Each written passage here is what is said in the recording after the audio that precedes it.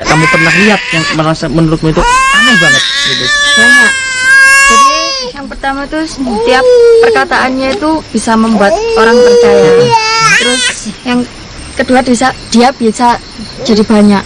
Oh? Gimana ceritanya? Jadi banyak. Iya, jadi kan saya pernah di situ ada pesantren. Ada 2 kiai di situ, tapi yang paling menonjol itu Syekh Usman. Terus saya jumpai dia di tempat dia biasa khalwatnya itu. Oh, tempat khalwat. Ya. Dia sama perempuan. Terus saya lihat lagi. Perempuan bukan istrinya? Bukan. Siapa itu perempuan tuh? Santrinya? Nggak tahu, mungkin santri perempuannya. Terus saya lihat lagi, dia sedang ngajar.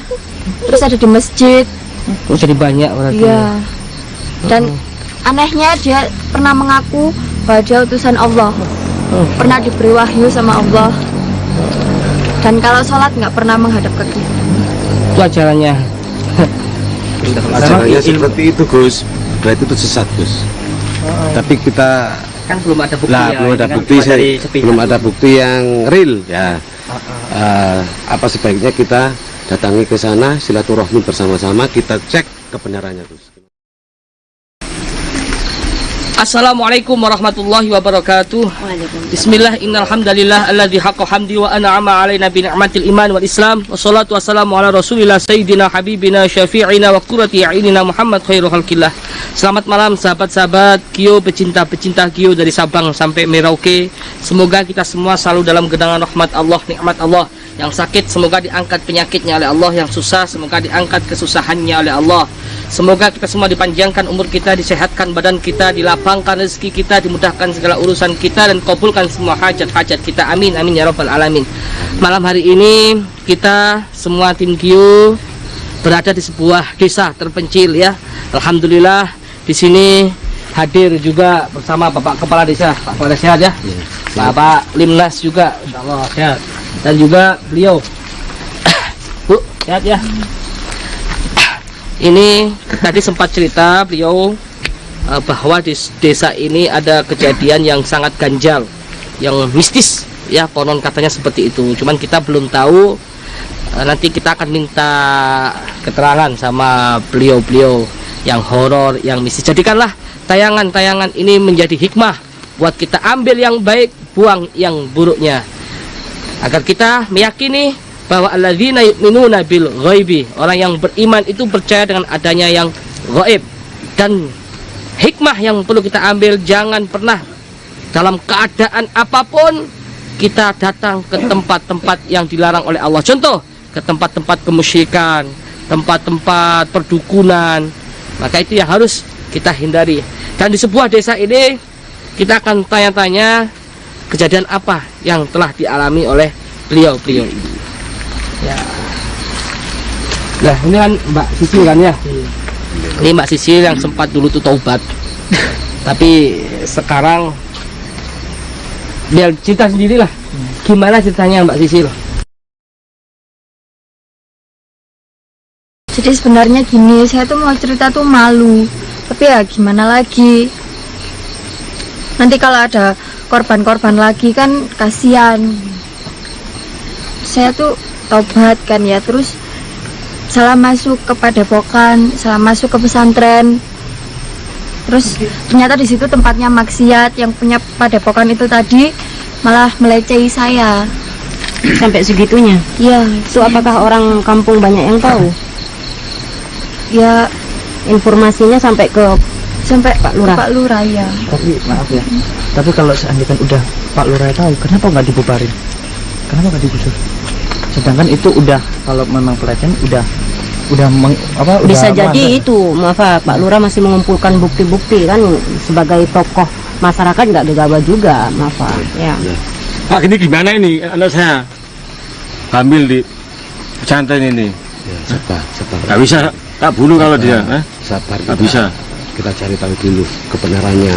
Soalnya. Kasihan dia, korban. Ya gimana bijaknya aja menurut kita di sini kan juga ada tokoh masyarakatnya juga Pak ya. Saya memaklumi Bapak sebagai orang tua ya pasti terasa sakit ya. Ini nggak bisa. Ya saya memaklumi, tapi kita juga nggak bisa gegabah. Perbuatannya nggak bisa. Gak terima bunuh dia. Pak Lurah, bagaimana ambil baiknya tindakannya aja? Kita musyawarah bersama, Iya. ya karena kami diundang ke sini juga kita juga nggak serta merta harus mengambil tindakan yang ceroboh, gitu Pak. Ya mohon maaf, saya memaklumi Bapak sebagai orang tua pasti sangat kecewa sekali dengan berita ini. Tapi kita juga harus hati-hati betul. Masalahnya ini kan menyangkut panutan orang banyak juga, kiainya juga, begitu ya Gus ya mungkin. Saya sendiri juga belum tahu kabar ini masih simpang siur gitu. Saya sudah mengutus keamanan untuk menyelidiki di sana, juga belum dapat hasil. Ya informasinya belum jelas, masih simpang siur ini. Sampai sekarang belum jelas. Masih simpang siur. Terus menurut Bapak tindakan apa yang harus Bapak lakukan setelah mendapatkan informasi? Kita lihat saja. Berarti kita Kita datangin. ke sana, kita silaturahmi, Silaturahmi aja. ya kita mengecek kebenarannya. Kan Gimana Bapak Gus? tadi sempat cerita ke kita bahwa di Padepokan tersebut ini ada 2 kiai ya. Iya. Siapa namanya? Syekh Pak? Usman sama Ki Jangkung. Syekh Usman Katanya sama beliau Ki ini apa? Mengaku wali. Masya Syekh Allah. Usman ini sebenarnya katanya dia itu sakti gitu. Masya Allah. Tapi anehnya masyarakat di sini itu banyak yang Pengikutnya. ya pengikutnya, terutama cewek-cewek. Tapi ya itu katanya ada pencabulan gini-gini, tapi belum tahu pasti. Masih simpang siur gitu beritanya ini. Gimana Gus? Ya kita tanya mbaknya kan sempat nyantui di situ, ya kan? Apakah benar? Tapi kan ini ngumpulkan bukti dulu ya. Iya. Itu seperti apa sih Syekh Usman sama Kiai Ki siapa? Ki Jangkung ya. Sosok sehari-harinya Apa gimana? betul-betul dia itu sakti? Memang sakti. Jadi saya tuh kayak dihasut gitu loh Gus. Dasar gimana? Dihasut. Kalau saya mau melakukan itu sama Hubungan dia, wik-wik itu ya. ya itu katanya jaminannya surga gitu. Masya Allah. Tapi kamu udah melakukan? Masya Allah. Karena tanpa kesadaran dia juga, ya tanpa kesadaran diiming-iming surga. Nah itulah lemahnya kadang perempuan itu mudah sekali untuk apa ya, makanya perlu dibentengi dengan keimanan ya, biar nggak mudah ikut hal-hal yang seperti ini. Gitu. Ini adalah pelajaran juga ya. Tapi Umi sendiri nggak bisa memastikan karena kita juga belum ada bukti. Ya. Ya mungkin karena dia menurut Ya udah Pak Lurah, kita Menurut langsung gimana? aja Pak Lurah. jadi Kurang ajar emang itu. Sebentar. Sabar, Semuanya sabar. harus Masa? di- Aduh, Kiai kayak gitu. Kita belum tahu Sabar, ya, sabar. kita belum tahu kepastiannya Sabar, Pak Lurah aja kita- juga masih simpang siur juga. kita sama Gusnya nanti silaturahmi ke sana. Ya, tadi kita selesaikan. Silaturahminya Pak. Kita nggak boleh menunda waktu sebelum banyak korban Pak. Ingat, Sekarang juga nggak apa-apa. Monggo terserah Gusnya ini sama ini.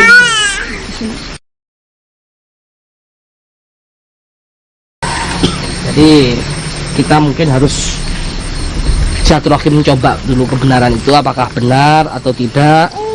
Katanya mengaku wali, katanya hebat, kanuraganya tinggi dan lain sebagainya. Bahkan percaya Gus ya. Bener. hamil ya.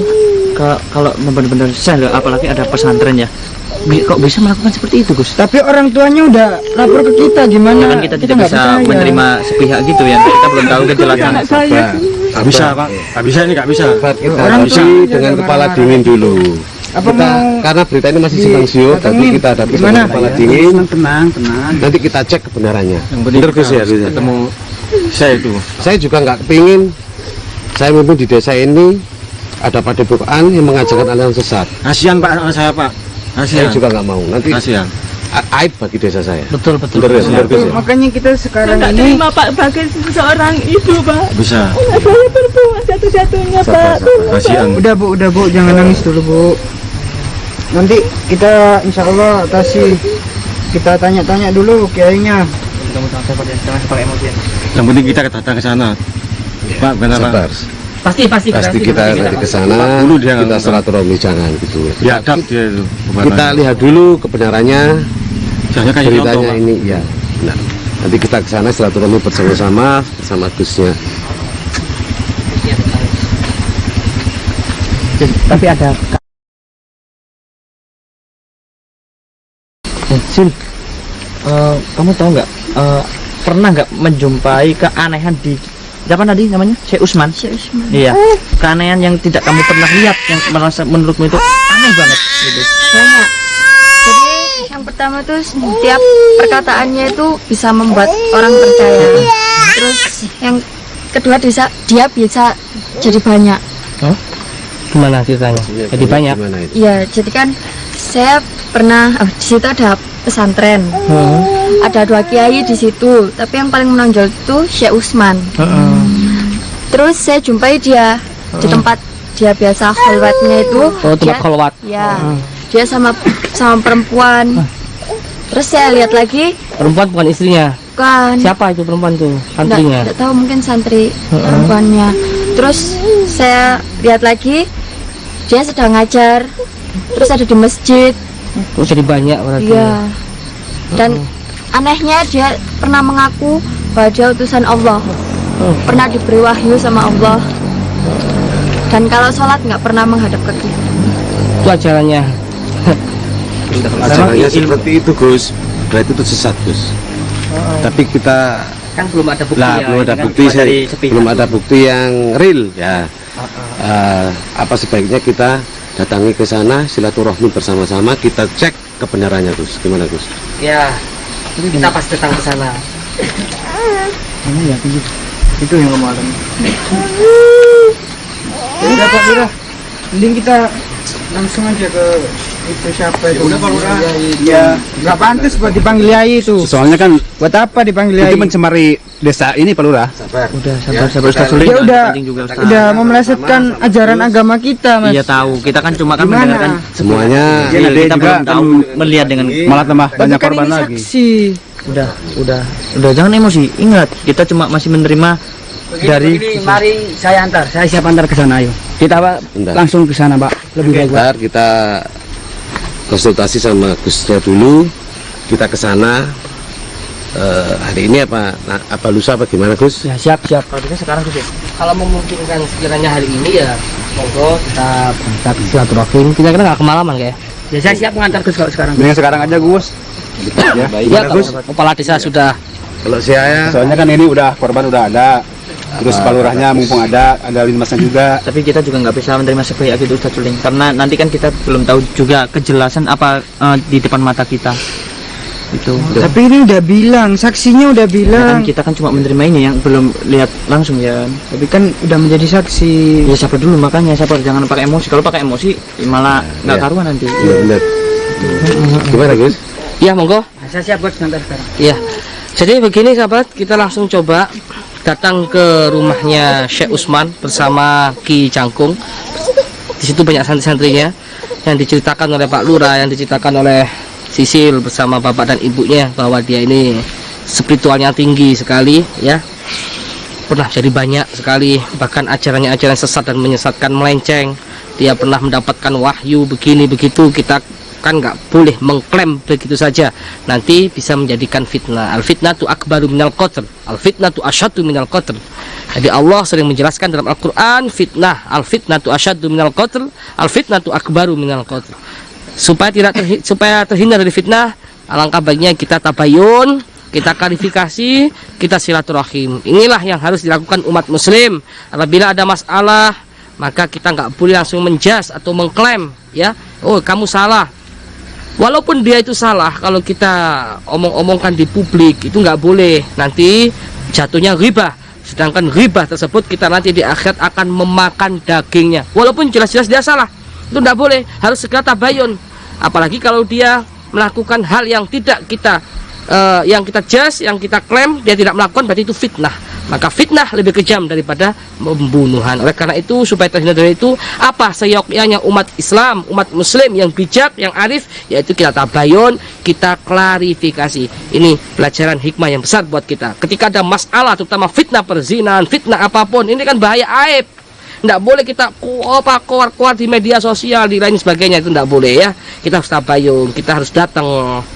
Apalagi beliau seorang figur katanya ya, seorang kiai, seorang syekh, malu kalau sampai mencuat di publik. Oleh karena itu kita langsung silaturahim, kita tabayun, mengecek apakah benar. Ini Gus, mungkin ini kejadian ini udah lama apa gimana ya? Ini si apa tuh yang kiai ini melakukan seperti ini udah lama kayaknya. Kalau sumber yang saya dapat dari ceritanya Mbak Sisil itu sudah berbulan-bulan, Ya, mungkin korbannya juga udah banyak ya Gus. sudah banyak sekali. Katanya beliau ya, ceritanya puluhan santriwati yang dihambili oleh beliau dan banyak sekali yang komplain, bukan hanya keluarga dia. Gitu loh. Ini satu persatu kan kita datangi dulu. Seperti itu. Baik ya, langsung saja ya. Baik sahabat, ini kita closing, saksikan nanti ya. Nanti kita live lagi. Mungkin kalau nggak jam 9 ya jam setengah 10. Kira-kira perjalanan berapa jam dari sini? 1 jam nggak sampai? Ya nggak sampai lah. Ya, kira-kira itu. Nanti kita live lagi ya. Sinyal bagus kok. Baik sahabat, mohon maaf. Assalamualaikum warahmatullahi wabarakatuh. Saksikan, kita akan silaturahim ke padepokannya Syekh Usman. Ya.